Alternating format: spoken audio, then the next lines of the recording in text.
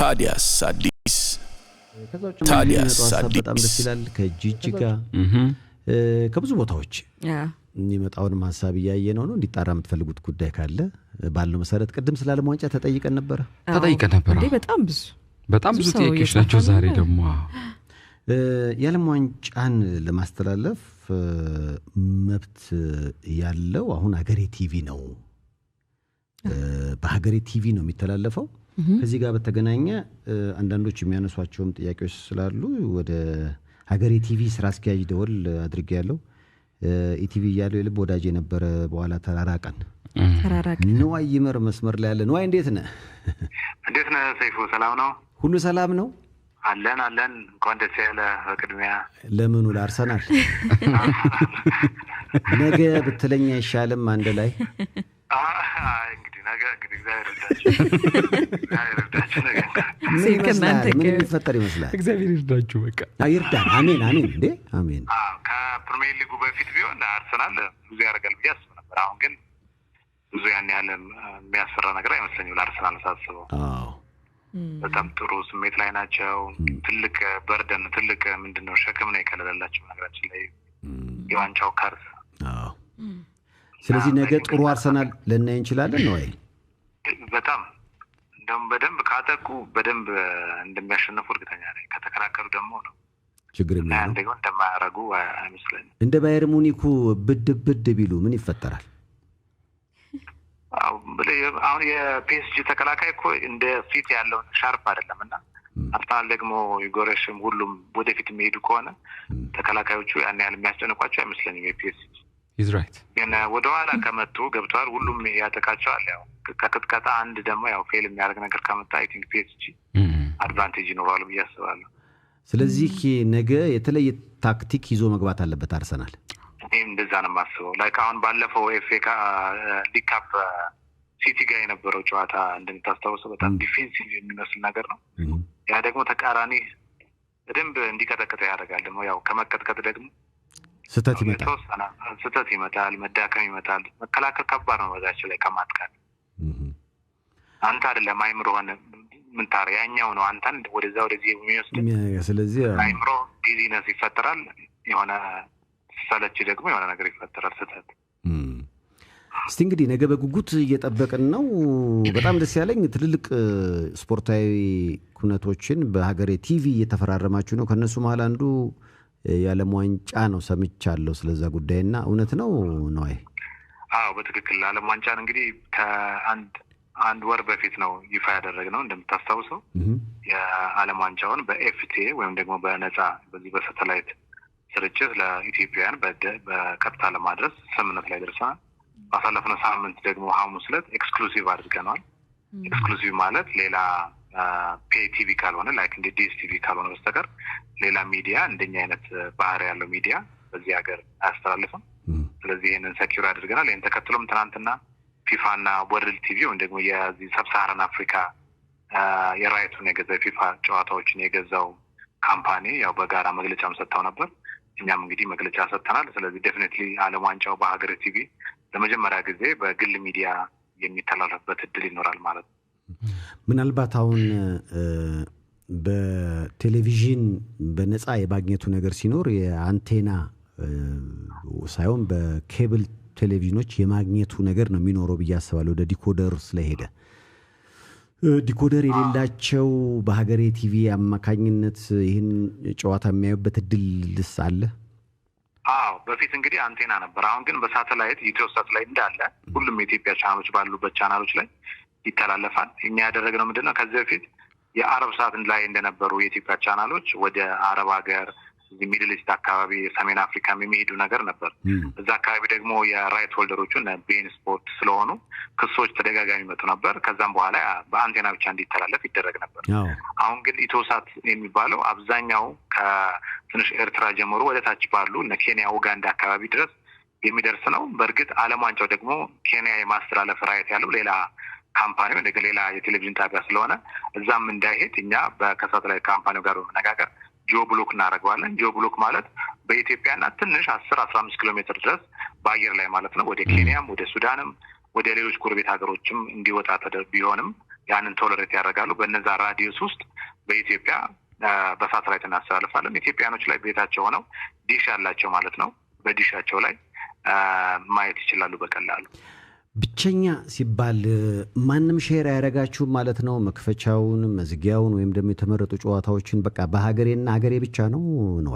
በሀገሬና ሀገሬ ብቻ ነው። በእርግጥ ለአንዳንዶቹ እንግዲህ ምክንያቱም ሚዲያ ላንድስኬፑን በጣም ትንሽ ነው እንደምታውቀው፣ ብዙ አንደኛችን ያለው ሌላችን ላይ የለም። ስለዚህ ኮኦፕሬሽኑም ስለምንፈልገው ለአንዳንድ ሚዲያዎች ሼር ለማድረግም እየተነጋገርን ነው። በተለይ ደግሞ ኦፕኒንጉን ክሎዚንጉን እና የተመረጡ 1-2-3 ጨዋታዎች መሀል ላይ ደግሞ ትልልቅ ጨዋታዎች ስለሚኖሩ እነሱን ጨዋታዎችም ሼር እናደርጋቸዋለን።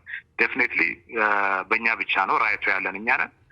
መስጠትም መከልከል የምንችለው እኛ ነን። ግን ግሪዲ ከመሆን ደግሞ ሼር ማድረግ ይሻላል ብለን ለተወሰኑ ሚዲያዎች እንግዲህ እንሰጣለን። በዚህ ሰሞን ደግሞ እነሱን ይፋ እናደርጋለን። ይፋ ያላደረግነው አሁን ምንድነው የፊፋን አፕሩቫል እንፈልጋለን። ለእነዚህ ቲቪ ቻናሎች ስለምንሰጥ ፈቃዱን እንዲሰጡንና እውቅና እንዲኖራቸው ነው። ካልሆነ ግን ለምሳሌ ያን ደብዳቤ ካልጻፈን እነዛ ካምፓኒዎች እንደ ፓይሬት አድርገዋል ወይም ደግሞ ያልተፈቀደላቸው ምስል አስተላልፈዋል በሚል ክስ ይመጣባቸዋልና እነሱን ሁሉ ፕሮቴክት ለማድረግ ከነሱ እየጠበቅን ነው። በዚህ መሰረት እንግዲህ ዓለም ዋንጫው ይተላለፋል። ሁሉም የነዚህ ጨዋታዎች ግን የማስተላለፍ መብት ያለን የገዛ ነው እኛ ነን ሀገሬ ቲቪ ማለት ነው። ምናልባት ነዋይ በዓለም ዋንጫ እንግዲህ ካሁን በፊት ባለኝ ልምድ በአንድ ቀን 2-3 ጨዋታዎች ይኖራሉ እና አንዳንዴ ደግሞ በጣም አሪፍ ጨዋታዎች ሁሉ ሊደራረቡ ይችላሉ። ሀገሬ ቲቪ አንድ ቻናል እንደሆነ ነው የማውቀውና እንደዚህ አይነት አጋጣሚ ሲፈጠር ምንድን ነው የምታደርጉት? እንደዚህ አይነት እንግዲህ አጋጣሚ ሲኖር ያው እንደ ዲኤስቲቪ ያሉ ቻናሎች ያው ብዙ መልቲ ቻናል ስለሆኑ ሁሉንም ያስተላልፋሉ። እኛ ግን አንዷን ጨዋታ መርጠን የተሻለ የምንለውን እናስተላልፋለን ማለት ነው። ወዲያውኑ እንግዲህ በተለይ አሁን የምድብ 3ኛ ጨዋታዎች ናቸው አብዛኛውን ጊዜ በተመሳሳይ ሰዓት የሚካሄዱት። እነሱ ጨዋታዎች ላይ ቀድመን ሪኩዌስት እናደርግና የተሻለውን ጨዋታ ለማስተላለፍ ጥረት እናደርጋለን። እንግዲህ የትኛው ጨዋታ ደግሞ በጣም ጥሩ ይሆናል የምትለውን ያው ምድቦች ጨዋታዎች ስለሚካሄዱ ስለሆነ ቀኑ ቀረብ ሲል ነው እነሱ የሚታወቁት። አይ በጣም አሰላለፉን እያየሁ ተንታኞች ናቸው እነዚህ። ሰላም ናት ከፊት ያለችው አሪፍ የስፖርት ተንታኞችን የሰበሰባችሁት። ይሄ ራሱ እኮ ሌላ የዓለም ዋንጫ ነው። እንግዲህ እንዲህ አይነት ትሬንድም የለም። ውጪዎቹ እንደምታውቀው ለምሳሌ ሪሰንትሊ ቢቢሲ፣ ስካይም እና ፎክስም ሁሉም አውጥተው ነበር እንደዚህ አይነት ነገር። የኛ ሀገር ደግሞ ባለሙያዎች ለዚህ የሚያንሱ አይደሉም። በሁሉም ዘርፍ ጥሩ ባለሙያዎች አሉን። ግን የምንሰጣቸው ሪስፔክት የምንሰጣቸው ዋጋ ነው ብዙ ጊዜ ጥሩ የማይሆነው። ስለዚህ እኛም ደግሞ ያ ዋጋ ያስፈልጋቸዋል። ተንታኞቻችን በጣም ብዙ ናቸው። በነገራችን ላይ የተለያዩ ሾዎች ይኖሩናል። በ39 ቀን ነው የዘንድሮ ዓለም ዋንጫ እንደምታውቀው። ቡድኖቹም ወደ 48 ስላደጉ ጨዋታዎቹም 104 ስለሆኑ በእነዚህ ደግሞ ድካም እንዳይፈጠር እንደ ሮቴሽን አይነት ነገር አድርገን ቲሞቹን እንጠቀማቸዋለን ማለት ነው። ሰላማት ደጀን ደግሞ ቲሙን አንከር ታደርግልናለች። ምናልባት አሁን ከአንተ ጋር እያወራው ለአንተ የመጣ ጥያቄ ነው። ዛሬ የሰማሁት ወሬ ነው። ምናልባት እንደገና ያረጋግጥልን። በሀገሬ ቴሌቪዥን የዓለም ዋንጫን የማሳየት መብቱን ተሰርዟል፣ ታግዶ። እንግዲህ ምኞት ካልሆነ እኛ ጋር የመጣ ምንም የተለየ ነገር የለም፣ እናስተላልፋለን። ይሄ ደግሞ ማለት እንደ ትልቅ የሚካበር ነገር አይደለም። በነገራችን ላይ ያው በሚዲያ ኢንዱስትሪም ስለምታውቀው የሚዲያ ራይት እንደ ማንኛውም ዕቃ ይገዛል። ሲገዛ ደግሞ በተሻለ ዋጋ ተደራድረ ኦፈሮችን አቀርባ የሚገዛ ነገር ነውና በዛ መሰረት የገዛነው ነገር ነው እንጂ የተለየም ስራ የሚጠይቅ የተለየም ነገር አይደለም። ያ እንትኖቹንና ያን ያህል ወንጀል የምትሰራበት ከሌላ የምትነጥቅበት ብራይብ የምታደርግበት ምንም ነገር አይደለም። ፊፋ ለየሀገራቱ የራይት ይሰጣል። ለምሳሌ ሰብሳራን ቅድም እንዳልኩ ኒው ወርልድ ቲቪ የሚባል ካምፓኒ ነው። የራሱ ዌብሳይት አለው። ቶጎ መቀመጫውን አድርጎ የፈረንሳይ ካምፓኒ ነው። እሱ ይሰራል። ስለዚህ ማንኛውም ሰው ደውሎ ወይም ደግሞ ኢሜል አድርጎ ከኒው ወርልድ የዓለም ዋንጫ እኔ ማስተላለፍ ፈልጋለሁ እንዲህ አይነት ተቋም ነው ያለኝ ብሎ ህጋዊ ሰነዱን ይልካል። ከዛ በኋላ በዛ ኦፈር መሰረት ድርድሩን አድርጎ መግዛት ነው። ስለዚህ በዚህ ህጋዊ በሆነ ድርድር ውስጥ ነው እኛ ያንን መሰረት አድርጎ ከነሱ ጋር በስዊዝ ሎው ነው በነገራችን ላይ ኢንተርናሽናል ውል ስለሆነ የተፈራረመው በስዊዝ ህግ መሰረት ተፈራርመን ጨዋታዎችን ለማሳየት በኢትዮጵያ ብቸኛ የኤፍቲኤ ወይም ደግሞ ፍሪ ቱ ኤር አስተላላፊ ሀገሬ ቲቪ ነው ብለው እነሱም አፕሩቭ አድርገውን ፊፋም ደግሞ እኛን እውቅና ሰጥቶ ቶጎ ድረስ ሎሜ ከ2 ሳምንት በፊት ከኛ ባለሙያ ሄዶ የቴክኒክ ባለሙያ ማለት ነው እንዴት አድርገን ማሰራጨት አለብን፣ ምንድነው ማድረግ የሌለብን ያለብን የሚለውን ነገር ስልጠና ሰጥተውልን ተመልሶ መጥቷል። ስለዚህ ሁሉ ነገር እግዚአብሔር በፈቀደ መሰረት ስሙዝሊ በእኛ በኩል እየሄደ ነው። ዲጂታሉ ላይ የሚነሱ ነገሮች እንግዲህ ከምን እንደመነጨው አላውቅም። ለእኛም የመጣ ምንም የተለየ ነገር የለም። ብሮድካስት ባለስልጣን ዛሬ ጠዋትም ከኃላፊዎቹ ጋር ተደዋውዬ ነበር። የተለየ ስሜትም የላቸውም። ስለዚህ ዴፊኒትሊ ይተላለፋል። በዚህ አጋጣሚ እንግዲህ ስፖንሰሮችም መጥተው ምርትና አገልግሎታቸውን እንዲያስተዋውቁ በዓለማችን በጣም ተወዳጅ በሆነው ስፖርት ላይ ራሳቸው እንዲያሳዩ ወጣት በሆነችው ኢትዮጵያም እንግዲህ ምርትና አገልግሎታቸውን ለወጣቱ የኢትዮጵያ ሕዝብ እንዲያሰራጩ ለማለት ነው የምፈልገው። ስፖንሰሮች እንዴት ሊያገኟችሁ ይችላሉ? እዚህ ማርኬቲንግ ዲፓርትመንት አለን። እዚህ ኬንያ ኤምባሲ ፊት ለፊት ነው ቀበና አለፍ ብሎ። ስለዚህ በአካል መምጣት ይችላሉ። ካልሆነ ደግሞ ስልክ ቁጥር ሼር ማድረግ እንችላለን። ዌብሳይት አለን፣ ሶሻል ሚዲያዎችን ላይ እዛም ላይ ቁጥሮች አሉ። እዛ ላይ ማግኘት ይችላሉ። መጥተው ምርትና አገልግሎታቸውን ማስተዋወቅ ይችላሉ። በጣም ጥሩ ሽልማት የሚያስገኙ ተመልካቾችን በነገራችን ላይ የሚሳተፉባቸው የጥያቄና መልስ ዓለም ዋንጫው ምን ያላውቃሉ የሚልም ፕሮግራም አለ። እዛ ላይ ደግሞ ተሳታፊዎች መጥተው ያው ዳጎስ ያለ የገንዘብ ሽልማት የሚያገኙበትም ሾው ኔክስት ዊክ እንግዲህ ምርጫው አለፍ እንዳለ የምናቀርብ ይሆናል።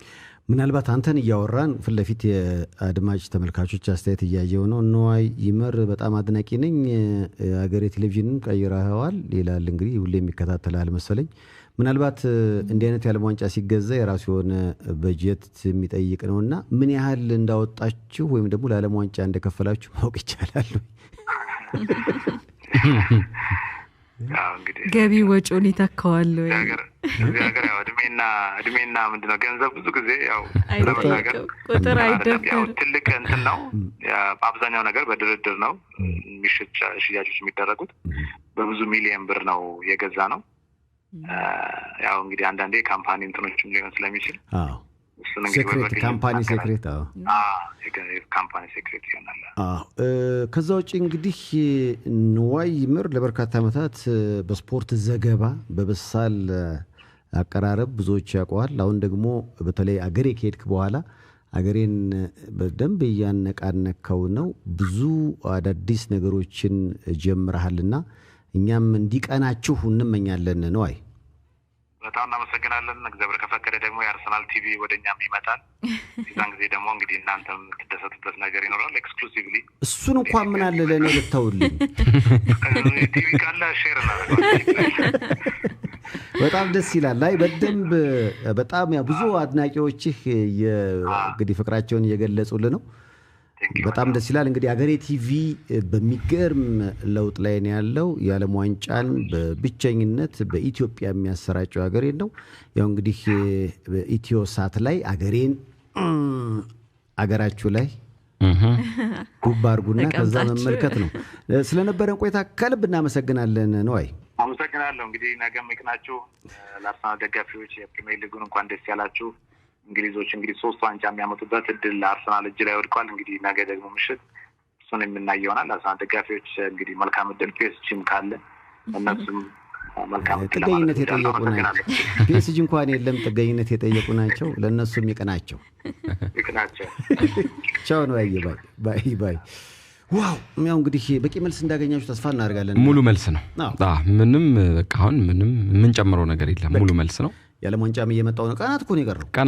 በጣም ጥቂት ቀናት ነው የቀሩት። ስለዚህ ልንዝናና ነው። በቃ ሊጎች ያልቃሉ። አሁን ነገ የአውሮፓ ሻምፒየንስ ሊግ ከተጠናቀቀ በኋላ ሊጎች ሙሉ ለሙሉ ይጠናቀቃሉ። ስለዚህ ወደ ዓለም ዋንጫ እንሄዳለን። የዘንድሮ የዓለም ዋንጫ ደግሞ የቡድኖቹ ቁጥር ስለጨመረ ኦልሞስት 39 40 ቀን በዩ እንግዲህ 39 ቀን ያክል የመዝናናት እድል ይኖረናል ማለት ነው። ይሄ ደግሞ በጣም አሪፍ ያደርገዋል። ነዋይንም መልካም ስራ